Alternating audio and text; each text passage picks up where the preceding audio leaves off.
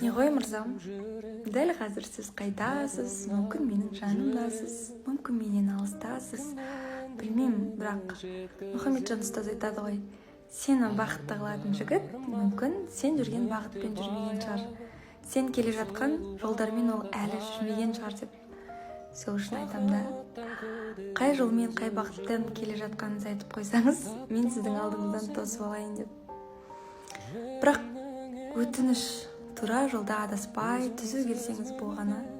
Себебі біз ертең екеуміз жолыққанда кейбір сіздің қателіктеріңіз үшін арамыз құртылмаса екен деймін. Дуа етем, күтем, уақыт сағат жеткенде, Алладан бұйрық келгенде кездесетінімізге сенемін.